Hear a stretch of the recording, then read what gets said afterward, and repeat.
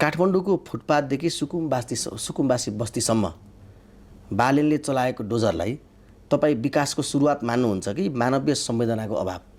मानवीय संवेदनाको अभाव नै हो। हाम्रो अपार्टमेन्ट बनाउनु भएको छ। हाम्रो त अपार्टमेन्ट बस्ने यो हाम्रो समाजको सोच अझै पनि पुगेको छ जस्तो लाग्दैन।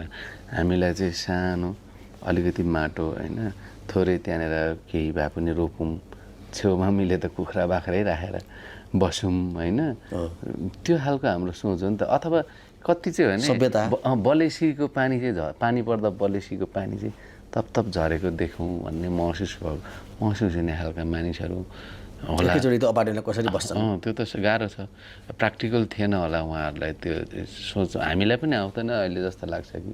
त्यही भएर त हाम्रोमा चाहिँ हाउसिङहरू चाहिँ अलिकति बढी बिक्री भयो होला। त्यो चिजमा पनि त्यसको त्यो बनाउनुको लागि पनि त्यो चिज त्यहीसम्मको सोच ल्याउनु पर्थ्यो कि जस्तो पनि लाग्छ। तर अब भइसकेको चिजलाई म जस्ता मान्छेले त्यो भनेर के कुरा गर्नु र, विगत भइ नै सक्यो।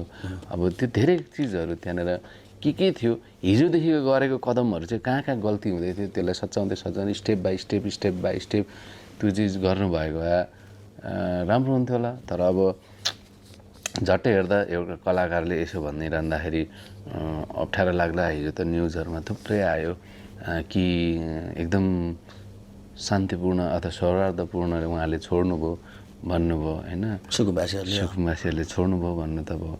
तर अब 3-4वटा लेयरमा सुरक्षाकर्मीहरू आउनुभएको छ।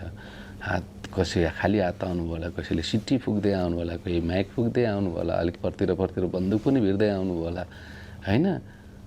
अब त्यो चिजसँग त उहाँहरूले सरेन्डर त गर्नै पर्यो नि होइन। त्यो चिजले चाहिँ त्यो मानवीय संवेदना चाहिँ अलिकति गुमेको हो कि अलिक हतारमै काम भएको हो कि